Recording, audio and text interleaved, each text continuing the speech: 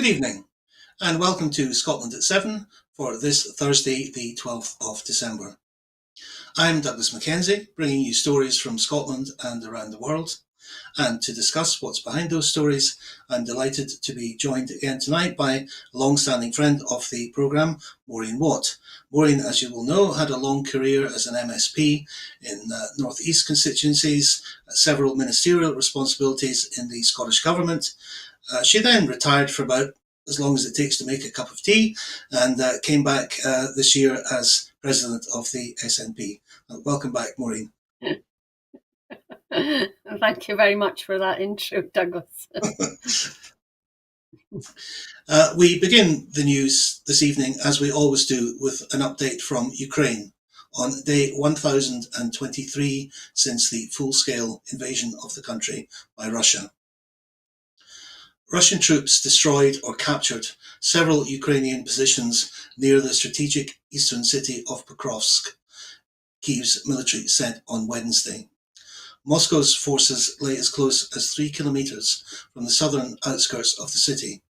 Ukraine's military spokesperson for the Eastern Front, Nazar Voloshin, said in televised comments, "As a result of prolonged clashes, 2 of our positions were destroyed. 1 was lost. Currently, measures are being taken to restore the positions." Ukraine's top commander, Alexander Syrsky, said he had visited a marine unit in the Pokrovsk sector and noted the conditions servicemen faced against an enemy superior, primarily in terms of manpower. "Unconventional decisions must be made to enhance the resilience of our defence and ensure more effective destruction of the occupiers. The battles are exceptionally fierce. The Russian occupiers are throwing all available forces forward, attempting to break through our troops' defences." President Zelensky hailed, quote, "tangible blows against Russian targets," saying Ukraine had hit military facilities on the territory of Russia, as well as facilities of the fuel and energy complex, which is working for aggression against our state and people. Russia said it would retaliate, claiming that Kyiv fired 6 ATACMS missiles at a military airfield in the port city of Taganrog in its southern Rostov region. Ukraine's general staff earlier claimed it had hit an oil depot in Russia's Bryansk border region, also in an overnight strike. Videos purportedly taken in the Bryansk region showed a fireball illuminating the night sky over an urban area, while air raid sirens could be heard in footage from the southern Rostov region. A US official on Wednesday said that Russia might soon target Ukraine with another of its new Oreshnik missiles. Russia fired the nuclear-capable missile at the city of Dnipro last month in a major escalation. Russia claimed its troops had recaptured 2 villages in its western Kursk region, which had been partly occupied by Ukraine since a surprise cross-border offensive in August. Ukrainian officials on Wednesday said that the death toll from a Russian missile strike on the southern city of Zaporizhia a day earlier had climbed to 9. President Zelensky blasted Hungarian Prime Minister Viktor Orban for undermining Western unity by calling Vladimir Putin on Wednesday. "No one should boost their personal image at the expense of unity," Zelensky wrote online after the Orban-Putin call, appearing to mock the Hungarians' self-styled attempts to launch a peace mission to end the war. "We all hope that Orban at least won't call Assad in Moscow to listen to his hour-long lectures as well," Zelensky said. The Ukrainian presidential advisor Dmytro Litvin said there had been no advance warning or communication from Hungary before Orban called Putin, and no talk of a Christmas ceasefire. Syrian fighters received about 150 drones, as well as other covert support from Ukrainian intelligence operatives ahead of the rebels' advance that toppled Bashar al-Assad, according to the Washington Post. It said that Ukrainian intelligence sent about 20 drone operators and about 150 first-person view drones about 4 to 5 weeks ago to aid Hayat Tahrir al-Sham.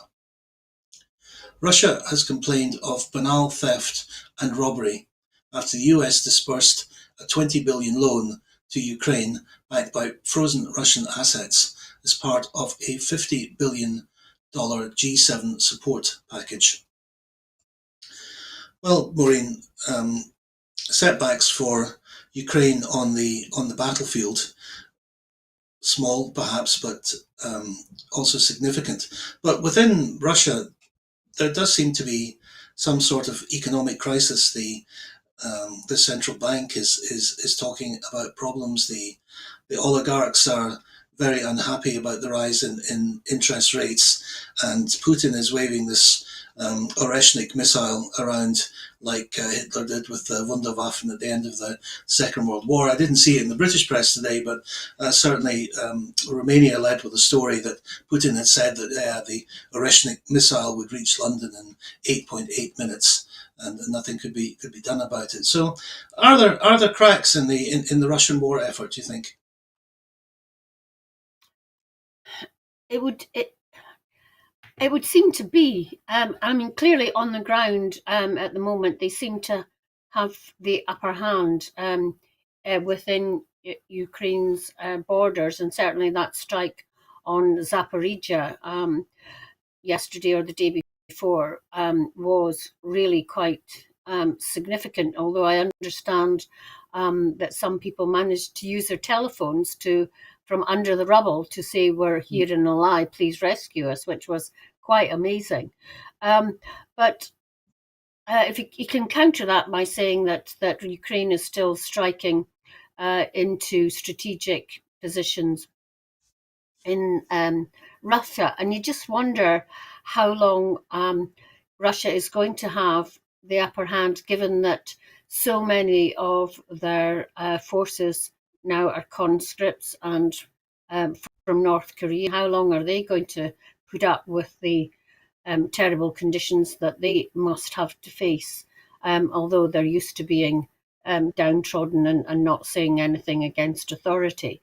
But if Russia's economy is beginning to really feel the effects of all the money being put into the war effort, and that's clearly the case given that they had absolutely no resources to go and help us, then clearly in the longer term it does look as if Russia is definitely beginning to feel the hardship of war. Yeah, I mean, there was a story today that they had planned to build 108 airliners and have only managed to build 7 of them. And I mean, you're talking about conscript army, and it's also these small gains that they're making in the east of Ukraine are coming with huge losses, between 1,700 and 1,900 a day. So they have a lot of people, but it's not unlimited. Yeah. So, as winter begins to bite, it'll be interesting to see just who has the upper hand in that situation. I mean, are North Koreans used to the snow that you get in Russia and Ukraine and the terrible frost? I don't know. I wouldn't have thought so. I'm sure they won't be relishing it. Okay, we'll turn now to the Middle East. And at least 44,835 Palestinians have been killed and 106,356 wounded in Gaza since the 7th of October 2023, according to a statement by the Gaza Health Ministry. US Secretary of State Antony Blinken said that he is working to bring Travis Timmerman, the US citizen who was found in Syria, back to the United States. Timmerman was found in the suburbs of Damascus on Thursday and said he was detained after crossing into Syria on foot on a Christian pilgrimage earlier this year. Antony Blinken also said that the role of the Kurdish-led SDF fighters was critical to prevent an insurgence of the Islamic State. Blinken, who is currently on a visit to Jordan to discuss the situation in Syria with King Abdullah, said, "At a time when we want to see this transition to a better way forward for Syria, part of that also has to be ensuring that ISIS doesn't rear its ugly head again. And critical to making sure that doesn't happen are the so-called SDF, the Syrian Democratic Forces." The UN World Food Programme, WFP, is increasing its programs to reach 2.8 million displaced and food insecure people across Syria, saying the recent hostilities have displaced hundreds of thousands across the country, worsening an already dire food security situation. Right now, commercial supply routes are compromised, food prices are soaring, and the Syrian currency is depreciating, said WFP's country director in Syria, Ken Crossley. Israel says it will continue to act to defend itself after France urged it to withdraw from the UN-patrolled buffer zone separating Israeli and Syrian forces in the Golan Heights. Israel's Prime Minister Benjamin Netanyahu announced on Sunday he had ordered the army to seize the demilitarized zone in the Syrian-controlled part of the Golan Heights after rebels swept Syrian President Bashar al-Assad from power. The chemical weapons watchdog, Organisation for the Prohibition of Chemical Weapons, is warning of the potential dangers of Israel's strikes on Syria's chemical weapon sites. Some EU countries have doubled down on their decision to rapidly halt asylum procedures for Syrian migrants in Europe, but said it is too early to consider sending home any of the hundreds of thousands of people who have fled since 2011. Austria, Belgium, Germany, Greece, Finland, Ireland, Sweden, and non-EU country Norway have suspended asylum applications from Syrians in the wake of Bashar Assad's fall. 54 journalists were killed worldwide while carrying out their work or because of their profession in 2024, a third of them by the Israeli army, according to an annual report by Reporters Without Borders, published today. According to the Press Freedom NGO, Israeli armed forces were responsible for the deaths of 18 journalists this year, 16 in Gaza and 2 in Lebanon. Maureen, I think everyone could rejoice to some degree to see the end of Assad in Syria, but what happens next is a pretty complicated question. And we have Blinken there saying that he needs the support of the Kurdish rebels to keep a check on ISIS, and Erdogan in Turkey treats these Kurds as terrorists and has been asked by Putin to facilitate the withdrawal of Russian troops, and then Israel barging in and destroying the entire Syrian navy. It's a real mess. What is the way forward for it, do you think? It is absolutely a mess, and it's really difficult to try and unpick it all. Clearly, liberation from Assad has been a huge thing for Syrians who are just beginning to come to terms with the reality of it and realizing that they do not have to live in absolute fear anymore. It's difficult not to take the liberators at face value when they say they want to rebuild Syria with all the different parts of it. And I don't want to use the word factions, but all the different tribes and different religions and people in it. However, they are based on ISIS, and it's difficult to know whether that leopard has changed its spots. I was interested when you mentioned Turkey and the Kurds, because I have witnessed it firsthand on a visit to Turkey, how the Turks so hate the Kurds, and it was pretty difficult for me to listen to when I'd not long before been on a march supporting the Kurds in Glasgow. So it's going to be difficult to see how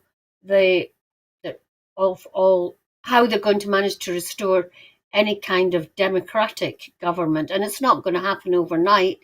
And it'll be interesting to see whether the country stays together. In terms of the millions of Syrians who are throughout Europe, and particularly in places like Turkey, the urge to go home must be huge. But I think if I was in that situation, I'd be kind of waiting to see how things panned out, because to go back to a country that's been so destroyed must be a huge, and to take your family back, for example, must be a huge decision to make. I think in terms of so many countries halting the refugee and asylum seeking program, I mean, I think that's, I suppose, common sense in terms of, a antipathy towards asylum seekers in so many countries. But you know, it can't, it can't be temporary for too long, because that must surely be against a person's human rights. So it's a really fascinating situation. Yeah, you mentioned the difficult decision for people to go back. I mean, I did see quite a moving clip of a chap who'd gone back to his house, and it just didn't exist anymore. It had been Mm, completely destroyed. There was just a mm, patch of mm, ground. So yeah, that must be heartbreaking. I turn now to the UK, and the UK Energy Research Centre, UKERC, has warned that Labour's plan to switch to a clean power system by 2030 faces what they call significant challenges to avoid delays and prevent vulnerable households paying higher bills. The UKERC said there is very little room for error in meeting the UK government's plan to create a 95% low carbon electricity grid by the end of the decade. The UK government has promised that the move to cleaner electricity will ultimately mean lower bills because the UK's exposure to volatile global gas prices will be reduced. But there has been no official cost comparison provided for its 2030 clean power target compared with the previous government's 2035 deadline. In its annual report, the UK ERC said that consumers expecting that a higher use of cheap renewables would translate into lower energy bills would probably be disappointed that the UK's National Energy System Operator, NESO, has not been clearer in its commentary on the direct cost impact of changing the generation mix. The researchers said reduced exposure to the volatility of the global gas market is an important benefit of the transition, and there are policy options that have the potential to reduce electricity bills in the short term. However, policymakers face significant challenges both in delivering clean power within the timeline the government desires and doing so in a way that ensures consumers benefit. A spokesperson for NESO said the direct impact of the UK government's clean power agenda on consumer electricity bills depends on policy design and market dynamics.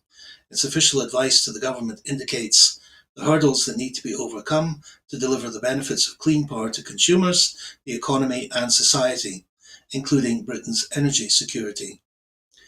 UK ERC, which is publicly funded but independent of the UK government, said that there are questions about the deliverability of the target for the end of this decade. The researchers said there are perhaps even bigger challenges post 2030, when the whole electricity system needs to expand and the multi-billion pound costs of retiring Britain's gas pipelines could fall on consumers. The UK ERC said a plan for funding and retiring the UK's gas network is desperately needed as the country shifts towards clean energy.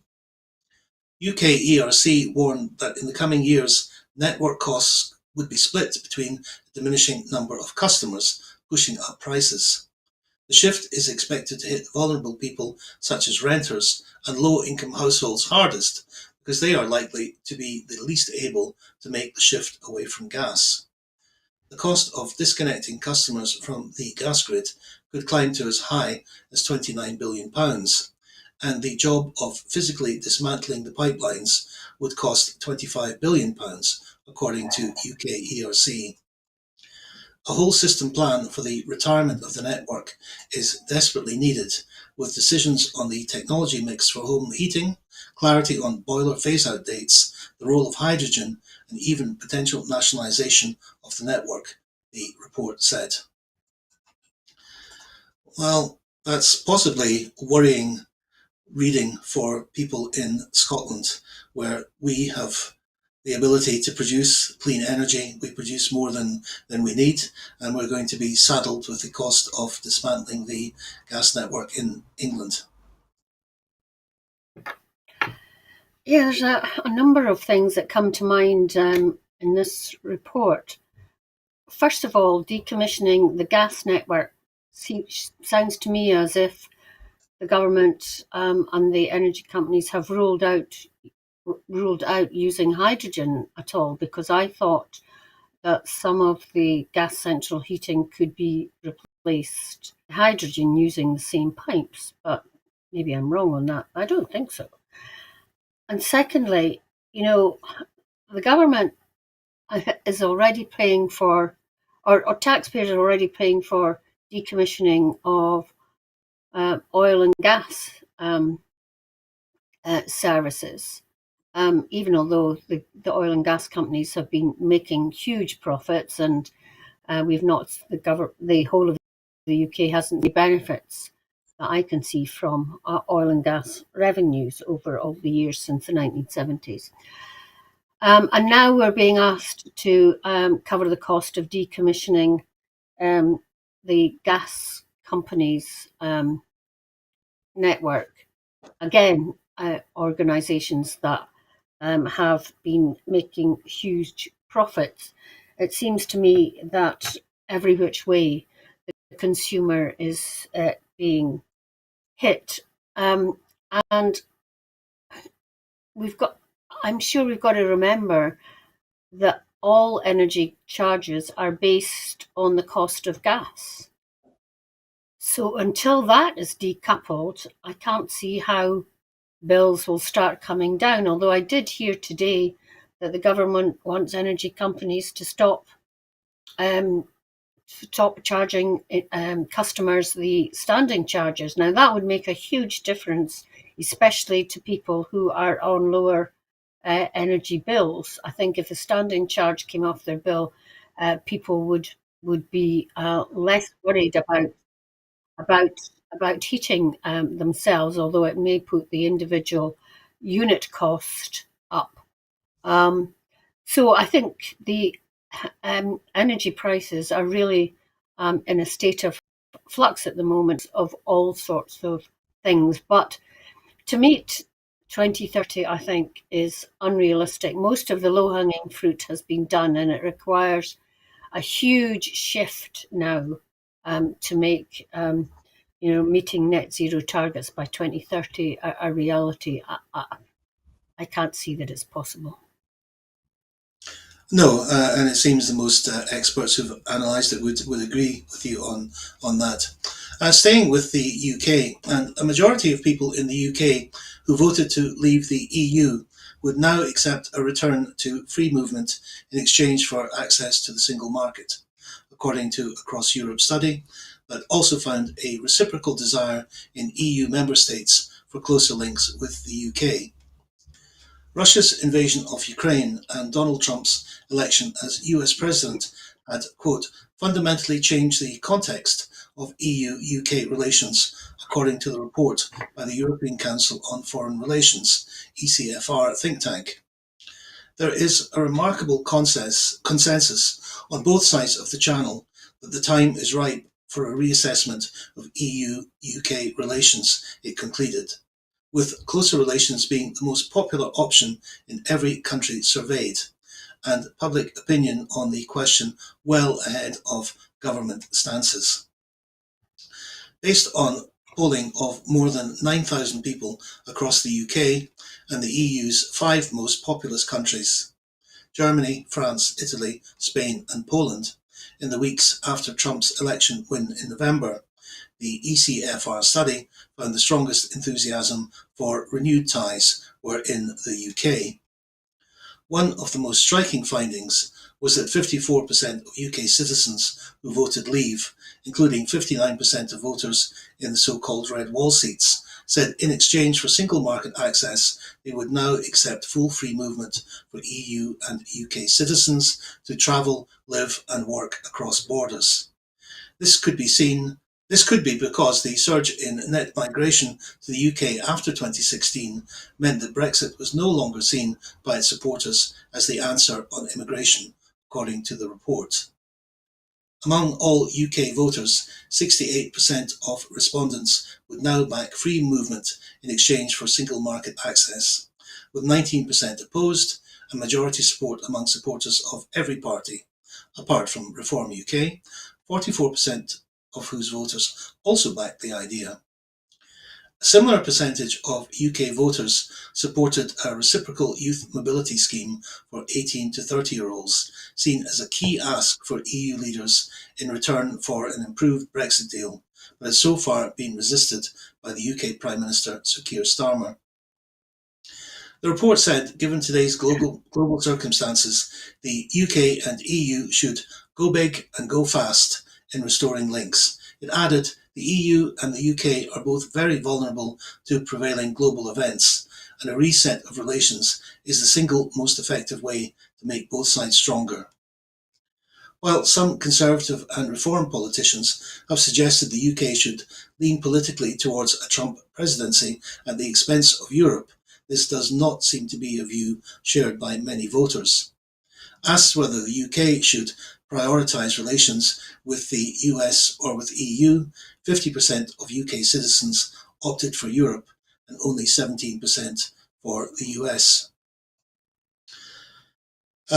Somewhat ironic that this comes out today when the European Union announced the full membership in Schengen of Romania and Bulgaria, which means you can travel without a passport, without borders from the Black Sea, from the Ukrainian border to Lisbon, and this little island in the northwest has a whole different view on it.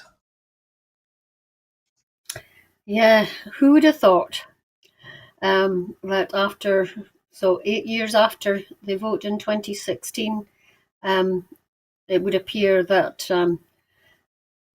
British people have, decided that it was the wrong thing to do, and need to be kept reminded of the fact that it has created a £40 billion black hole in our trade, and that most of the ills of the economy are an effect of Brexit. Although Farage will continue to say that it's not Brexit per se that's the problem, it's the way Brexit has been carried out, and not giving one iota of an idea how he, if he was in control, God forbid, would have done Brexit any differently.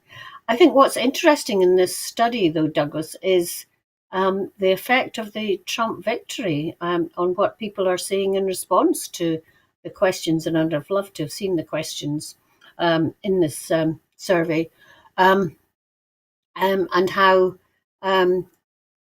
it's clearly affecting how people view the United States and want to see us trade with the United States. I have to say that I find that quite surprising, not different from my view, but I think quite surprising that so many people are saying that, but still we see a rise in the reform vote. So clearly people are, and I quite understand this, totally confused and bamboozled about politics, not just in Britain at the moment, but especially in the US, and even all is not well in the EU either. So, I think we go into the new year with a fair degree of trepidation, skepticism, anything negative that you can think of. Yes, indeed. I found interesting that the researchers pointed out that public opinion was well ahead of government opinion on it. And this just seems like another gap between public opinion and the UK government's views on it, just like the winter fuel payment, that they seem to be out of touch with the people after such a short spell in government. Absolutely, and the ire of the Labour party and the Labour government about what the Scottish government is doing in terms of winter fuel payments and the two-child cap shows that they don't really understand what's important to people, even although they're not necessarily affected by it themselves.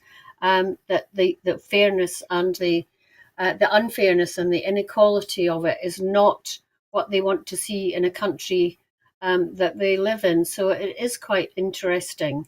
And I think the fall in support for the Labour government shows a disappointment of what they expected from a Labour government to try and reverse some of the huge inequalities brought about by 14 years of or however many it was of the Tory government.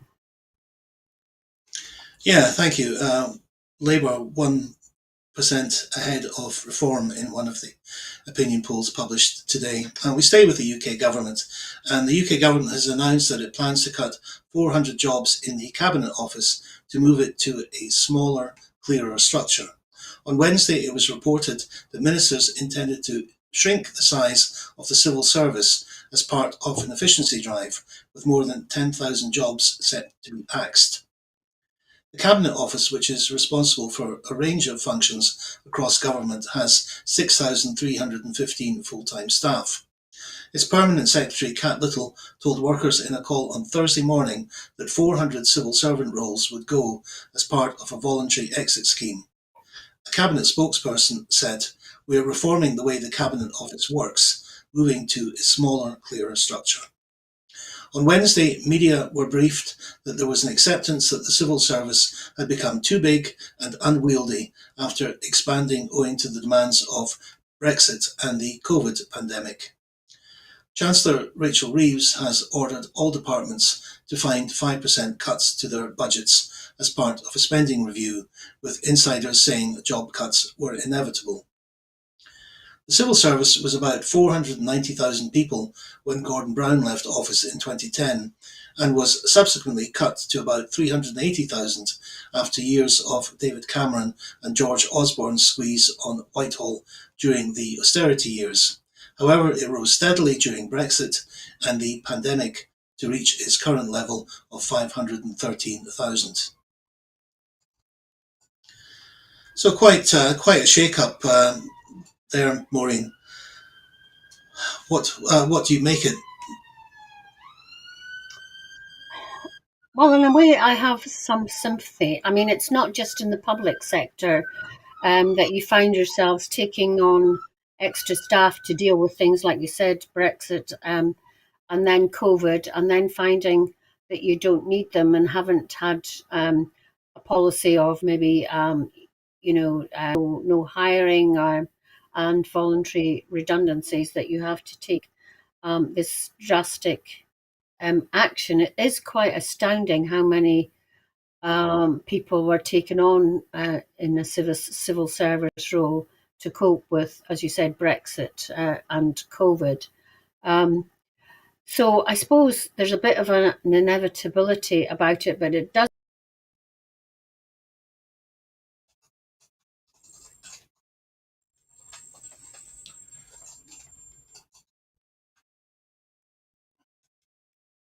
Hello, have we lost Maureen?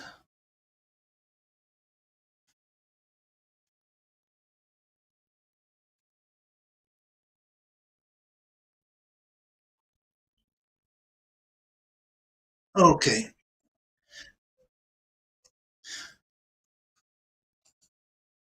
Right, well, apologies for that. We seem to have lost Maureen for the time being.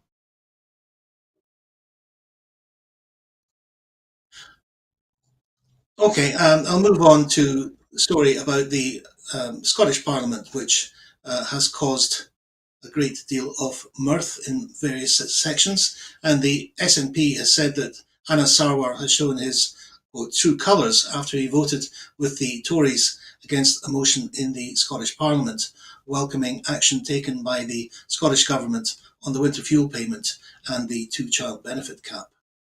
Scottish Labour MSPs abstained on the motion put forward by Finance Secretary Shona Robeson, with the notable exception of Scottish Labour leader Anas Sarwar, who voted along with Tory MSPs against the motion. Scottish Labour MPs shamefully voted to back Keir Starmer's decision to scrap the universal winter fuel payment for 900,000 Scots. Anas Sarwar then led his Scottish MSPs in voting against a Holyrood motion demanding the UK government to reverse the introduction of means testing for the payment. Now, only a few weeks later, Mr Sarwar appeared to change his mind as Labour tabled a similar motion. SNP MSP George Adams said, "It's hardly surprising that Anas Sarwar doesn't know what way he's meant to be voting, given how confused his stance has been on support for pensioners and scrapping the two-child cap. Maybe his hotline to his London bosses wasn't working last night, and he didn't know which instructions he was meant to be following." Since coming to power at Westminster, the Labour government has refused to scrap cruel Tory policies such as the two-child cap and gone one step further by scrapping support for 900,000 Scottish pensioners. Anas Sarwar has shamefully put his relationship with Keir Starmer ahead of Scottish pensioners and children. It seems likely he is now showing his true colours by voting along with the Tories against action taken by the Scottish Government to fix the mess created in Westminster. The SNP is taking action to reinstate winter heating support for all pensioners and scrap the two-child benefit cap. If Anas Sarwar is serious about helping pensioners and eradicating child poverty, Labour must back the Scottish Government's budget. So I believe you're back with us, Maureen. So I don't know if you heard that, but that was about the confusion in Anas Sarwar's head about which button to press during the vote. Now, it was described on his side as just a mistake in pressing the wrong button, but he does seem to be increasingly accident prone these days, and after being given a very gentle ride by the Scottish media, there's a fair bit more criticism to be heard about him. Yes, I did see a clip of John Swinney at First Minister's Questions today, really putting the boot in, I think, on what happened yesterday. But, I mean, I don't know if Anas Sarwar has been asked to explain what he did. I mean, was he genuinely a mistake? I mean, I suspect that his group had decided that that they were going to not support the Tory motion for once, and I don't know if they sat on their hands or voted against it, but clearly that message hadn't got through to Anas Sarwar, and he was displaying his red Tory credentials loud and clear yesterday. And I hope that's a portent for Labour either voting for the government's budget or at least abstaining so that it passes. But clearly he's a bit out of step with his own colleagues behind him. Yeah, in terms of support for the budget, Shona Robertson has made it very difficult for Labour to oppose it. And what can they say? Oh no, it's too good, it's too generous. We don't want it. So I mean, I noticed even Glenn Campbell writing an opinion piece for the BBC was grudgingly admiring of the astuteness of the Scottish Government on this one. Yes, something along the lines that the SNP government's played a bit of a blinder. So yes. I'm getting its mojo back. So I hope that is a portent for things to come over the next year and a bit for the election. Right, yes, we shall see. Staying with a UK story, a rioter who tried to set fire to a hotel housing asylum seekers has been jailed for 9 years, the joint highest sentence passed down so far for the nationwide disorder over the summer. Judge Jeremy Richardson told Levi Fishlock that he played a part in almost every aspect of the racist mob violence on that terrible day in August, calling him a prominent figure in the disorder outside the Holiday Inn Express at Manvers, Rotherham on the 4th of August. Sheffield Crown Court heard the 31-year-old was very identifiable by his distinctive purple England football shirt with Bellingham written on the back. Fishlock of Barnsley pleaded guilty to violent disorder and arson with intent to endanger life. Judge Richardson said the case was one of the most serious he had dealt with and jailed him for 9 years, with an extended 5-year licence period. The court heard that Fishlock was part of a group shouting abuse and racial slurs, and as the violence escalated, he was seen adding planks of wood to a large burning wheelie bin that was pushed up against the hotel, intending to endanger the lives of many people trapped in the hotel, the judge said. Fishlock also helped build barricades that were then set on fire and made threatening gestures with a sharp object towards people who were inside the hotel looking out through the windows. He was also seen breaking the hotel windows by throwing bricks and paving slabs at them, destroying fencing around the building and smashing up an air conditioning unit. The court heard later in the day he was part of a group who attacked police vehicles with rocks. At one point, he threw a missile towards a police officer's legs, aiming for the area that was not protected by a riot shield, it was said. After he was arrested in the days following the riot, Fishlock told officers driving him to the station that he knew why he'd been arrested and that it was for a good cause. Fishlock became the second person to be sentenced for arson with intent to endanger life after the 12 hours of violence in Manvers that left 64 police officers, 3 horses and a dog injured. In September, Thomas Burley, aged 27, a painter and decorator, was also jailed for 9 years for his part in arson and rioting. More than 60 men have so far been jailed for their parts in the disorder outside the hotel. A terrible story and a terrible event, Maureen. I remember years ago being shocked at the eastern parts of Germany setting fire to places housing asylum seekers there and thinking, oh, that's terrible. It could never happen here. And of course it has. Yeah, it's an absolutely horrific story.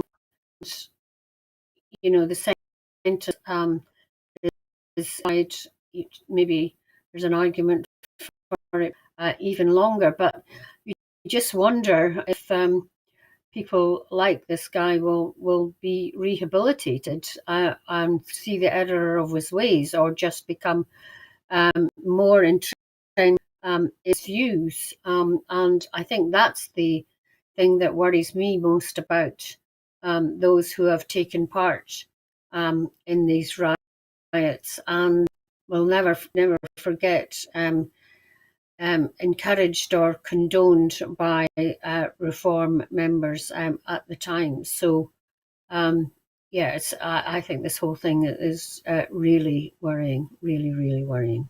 And not to forget about the poor asylum seekers who were in this hotel and the trauma that they faced at the time. Yes, a terrible event. Now, Romania, and after the tremors of the recent elections shook Romanian society to its core, and the annulment of the results of the first round of the presidential election, with a decision to run it again next spring, the pro-European parties are inching towards agreement on a coalition government. Contrary to what The Guardian has reported, this is not yet a done deal, with discussions continuing this afternoon on how many ministries each party should control. The problem is that other than following an EU and NATO course, there are large differences in the ideology of the parties. The so-called Social Democrats, PSD, grew out of the Communist Party post-revolution and are broadly leftist, whereas the Liberals, the PNL, are a centre-right party. Throw into the mix the UDMR, who represent the Hungarian minority in the country, and it's clear why agreement becomes difficult. There was talk about them fielding a single presidential candidate when that election process restarts.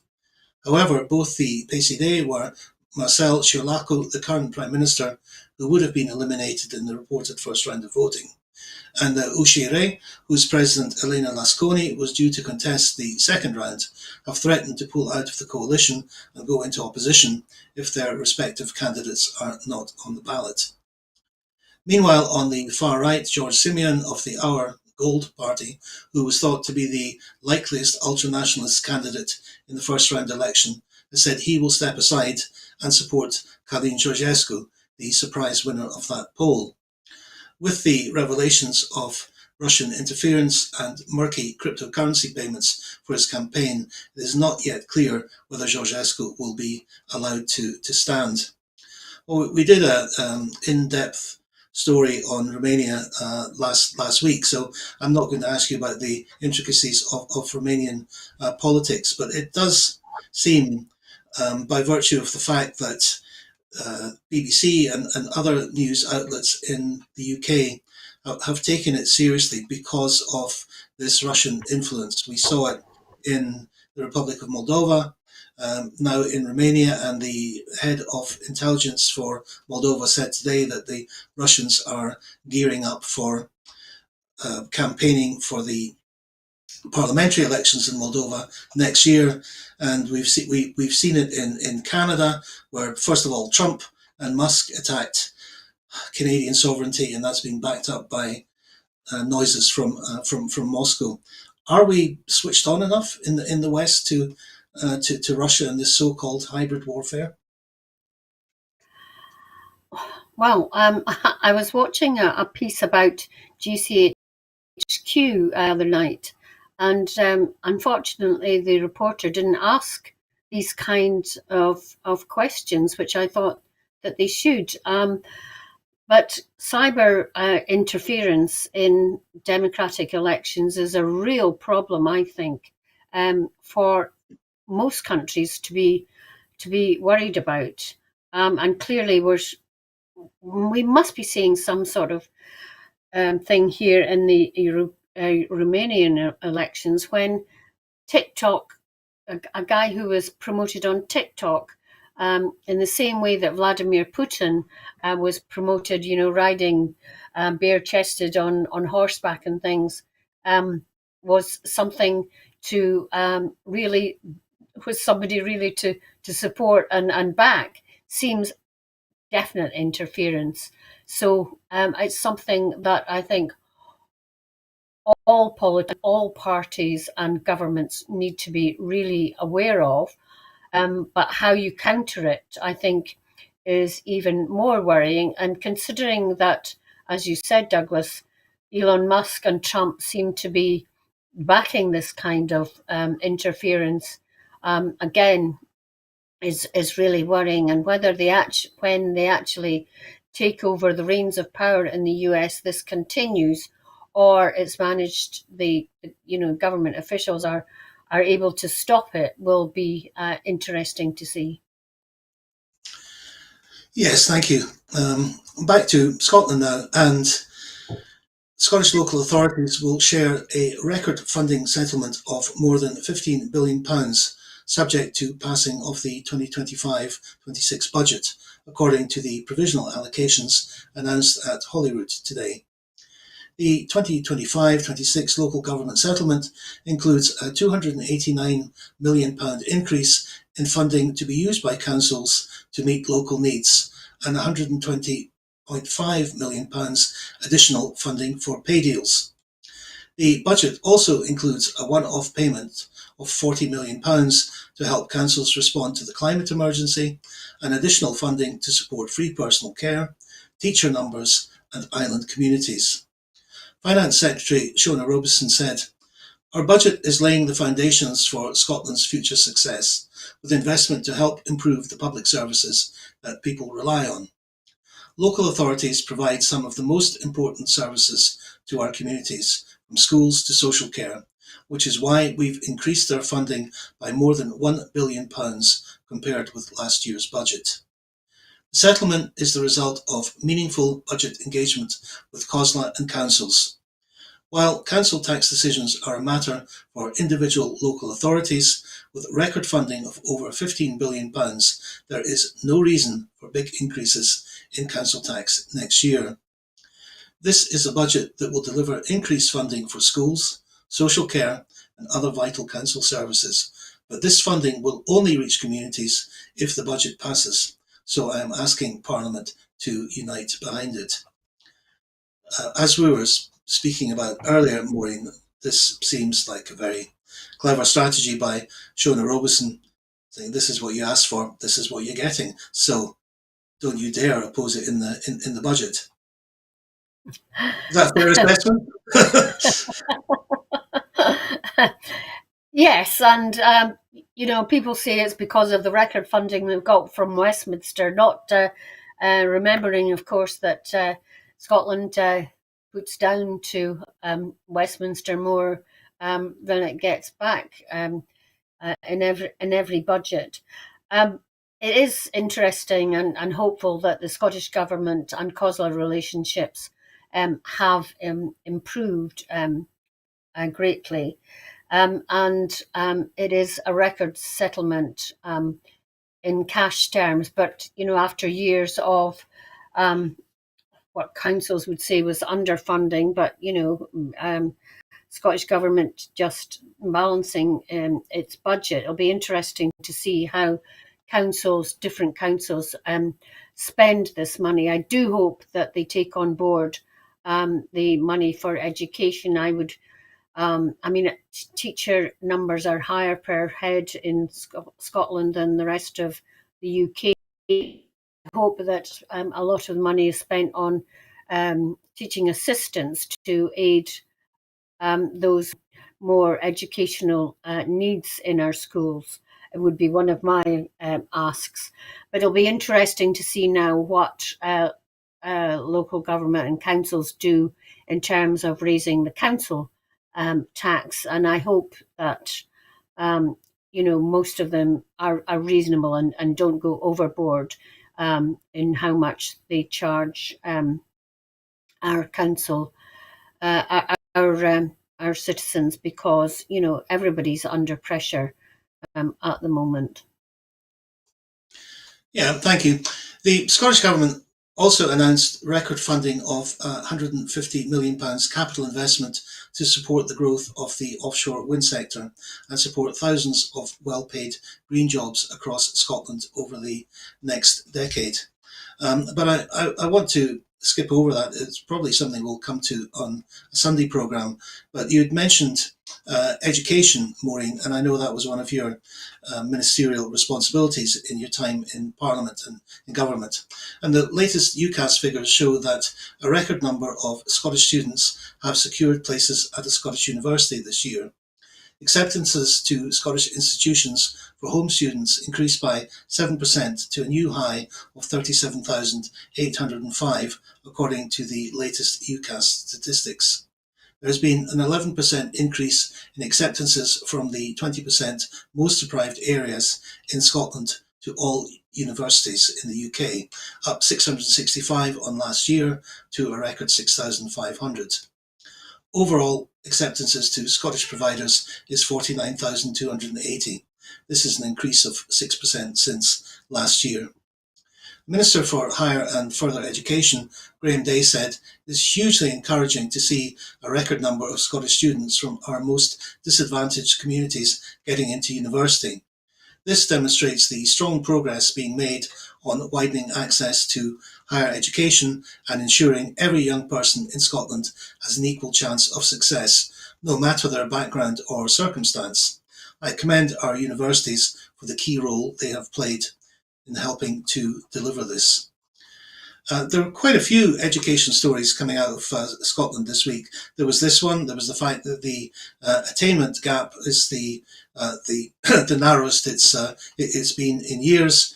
But unsurprisingly, the opposition focused on the fact that teacher numbers were down in Scotland.